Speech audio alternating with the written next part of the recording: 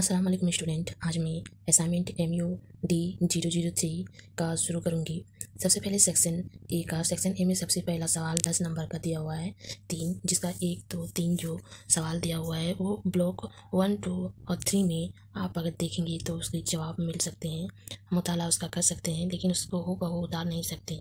कुछ वर्ड आप वहाँ से ले सकते हैं, उसके बाद आपको खुद से उस मुताला का बाद लिखने होगा या फिर किसी और किताब की मदद ले सकते हैं। सवाल नंबर 1, दास्तान की तारीफ बयान करते हुए उर्दू दास्तान निगारी की तारीखी पस मंजर पर रोशनी डालें। तो सबसे पहले दास्तान उस तुयूल नसरी किस्से को कहते हैं जिसमें हुस्न व इश्क की रंगीनियाँ, रज़्म व वज़न की हैरत अंगेज़ मरका, आर्या, जिन, परी वगैरह जिसे माफूक अल-फितरत अनाशर, महिरा अल-अक़ूल वाक़ियात और वेद अज़कियाश वाक़ियात को दिलचस्प अंदाज बयान के साथ पेश किया जाता है। दरअसल बुनियादी तौर पर दास्तान सुनने और सुनाने का फ़न है, यानी बयानिया फ़न है। दास्तान तहरीर शक्ल में आने से पहले सुनाई जाती थी। तकरीबन दुनिया के तमाम अदब की शुरुआत में दास्तान की मौजूदगी है। उसकी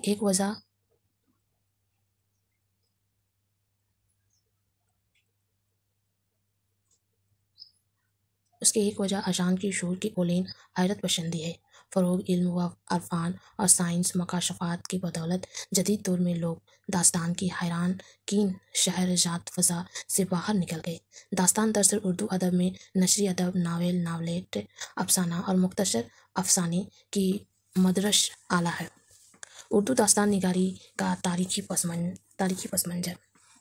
दुनिया की दूसरी तरक्की याफ्ता शाइस्ता ज़बानों की तरह उर्दू में भी दास्तानों की शुराब मंजूम दास्तान की शक्ल में बद में राव से मिलता है, जो आज से तकरीबन साढ़े 500 बरसों पहले 1460 ईस्वी में लिखी गई। लेकिन नसरी दास्तान की आगाज़ सबरश के तमसील को नज़रअंदाज करके 1774 में फ़ारसी किस्से चारों दरवेज़ की उर्दू तर्जुमा से होता है। उसके बाद शह सैयद की तहरीक तक मुख्तसर और तुयूल सैकड़ों दास्तानें लिखी गई, लेकिन बागो बहार, आराइश महल, रानी केतकी की कहानी, फसाने अजाब, गुलशनों पर शर्वे शकन, तस्लीम हैरत, दास्तान अमीर हमज़ा और बोस्तान ख़याल कबूल आम की शंदील मिली। उर्दू में बाकायदा लिखी जाने वाली नशरी दास्तानों में मिलावज़ी की सब रश है, जो दक्खन में 1635 में लिखी गई। अकल, इश्क, हुस्न, दिल, नज़र और दीदार वगैरह ऐसी तमशील किसी की किरदार है। ये सुल्तान अब्दुल्ला कुतुब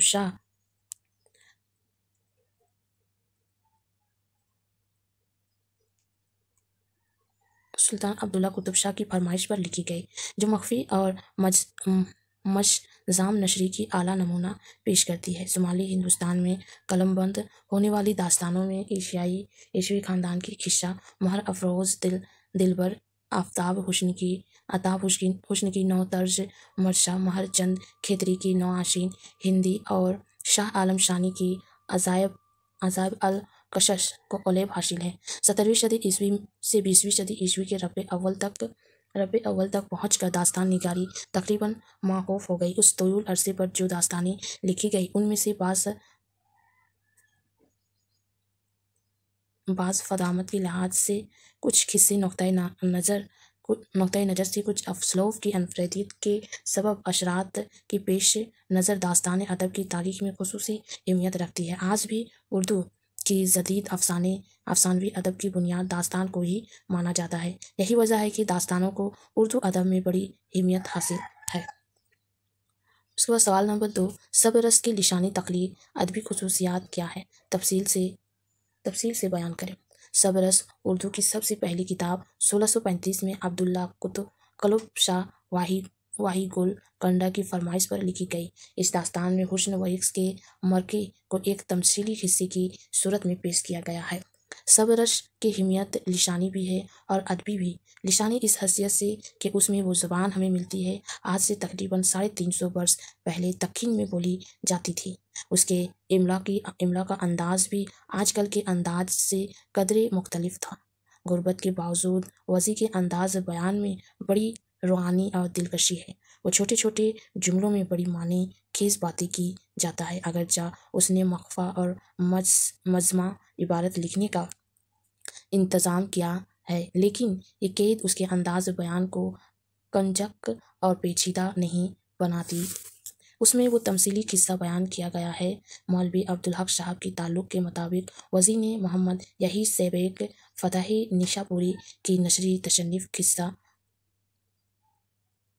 हुस्न दिल से लिया है, लेकिन बाज़ महक़क़ीन और नाक़िदीन खुसूसन ज़मील अहमद ज़बाली, अज़ीज़ अहमद और जावेद वासस के ख्याल है कि वज़ी ने सबरस के प्लाट का मरकज़ी ख्याल फ़तेह के खिस्सा हुस्न व दिल से एहसास किया होगा, लेकिन उसको बयान करते वक्त उसमें इस कदर तब्दीलियाँ पैदा हो गई है कि सबरस वज़ी का अपना खिस्सा बन गया है। उसकी इस तब्दीलियाँ पैदा करने में मिला वज़ी की मखसूस मख्फी और मज़िया तर्ज असलूब और तूलपन नसीहत की बात हो, उस शमूलियत को ख़ास दखल है। उसके दिलचस्प और मखसूस पेशकश के सबब सबरश के अदबी हिमियत और मिला वज़ी की अदबी अज़मत में कोई कमी वाक़िया नहीं हो सकी है। किसी की दिलचस्प किस्से बयान और मिला वज़ी की इंशा निगारी की शान ने सबरस को तबे ज़ात ओरिजिनल किताब या अदबी तसनीफ़ का दर्जा अता कर दिया है। सबरस का सबसे बड़ा हुस्न उसका दिलचस्प किस्सा भी है और रज़मिया मशैली मिर्ज़ा असलूब भी। सबरस कदीम दखनी नसर की नमूना है, इसलिए उसमें शामिल के अल्फाज, तरकीबात, इस्तिलाहात, मुहावरात या ज़रबुल मिसाल ऐसे भी इस्तेमाल हुए हैं जो अब मुहतरिक हो चुके हैं या जिनका चलन आम नहीं रहा, लेकिन फ़न पारे को क्यों ना कि उसके अहद के मरोज़ा मयार और चलन के एतबार से जांचा और परखा जाना चाहिए। उस लिहाज से सबरस अपने अहद के नुमाइंदा मयारी अदबी तसनीफ़ शुमार की जानी चाहिए। मिला वज़ी को भी इस अमर का बाखूबी एहसास था, इसीलिए उसने ये दावा किया आज लगन कोई उस जाने में हिंदुस्तान में हिंदी ज़बान सो उस लताफ़ और उस चंद्र सो नज़्म हो और नर मिलाकर गला कर नहीं बोला। मिला वज़ी का ये दावा किसी हद तक इस वजह से भी सही हो सकता है कि उसके सामने कदीम उर्दू या दखनी उर्दू नस्र का कोई अदबी नमूना मौजूद नहीं था। अरबी, फ़ारसी, संस्कृत वगैरह की नसरी तख्लीक़ात ज़रूर उसके पेश नज़र रही होगी, इसीलिए वज़ी ने सबरस में अरबी, फ़ारसी, संस्कृत या मकामी ज़बानों के अल्फाज बशरत इस्तेमाल किए हैं, और कई अल्फाज व महारात ऐसे भी हैं जिनका चलन या रवाज और इस्तेमाल अशर अनाशर की अदबी तख्लीक़ात में भी देखा जा सकता है। कवायदी एतबार से भी कई मिसालें ऐसी हैं जो आज भी ज़ो के तो राइज है। उस लिहाज से ये कहना गलत ना होगा कि मिला वज़ी की तसनीफ़ सबरस उर्दू की अदबी नस्र नाक़श अव्वल है, जिसके तख्लीक़ बाद के मसनफ़ीन भी करते रहे हैं। कायफा पियाई और लफ्ज़ों की मौजू तकरार ने भी सबरस की लिशानी और अदबी हुस्न में खासा इजाफा कर दिया है। सवाल नंबर 3, नावल के अज़ाए तरकीबी पर तफसीली रोशनी डालें। नावल की तारीफ़ करना चाहे तो मुख्तसर लफ्ज़ों में हम कह सकते हैं कि नावल नसरी किस्सा है जिसमें हमारी ज़िंदगी की तस्वीर हो पेश की गई है। पैदाइश से लेकर मौत तक इंसान को जो मामला पेश आते हैं या जिस तरह वो हालात से नबरदाज़ होता है, हालात उसे तब्दील कर देते हैं, वो सब नावल का मौजू है। मतलब ये कि नावल एक ऐसा आईना खाना है जिसमें ज़िंदगी के सारे रूप देखे जा सकते हैं। नावल के अज़ाए तरकीबी, नावल के लिए दर्जा झेल चीज़ों का होना ज़रूरी है। किस्सा, प्लाट, किरदार निगारी, मकालमा निगारी, मंजरकश असलूब और नुक्ता नज़र।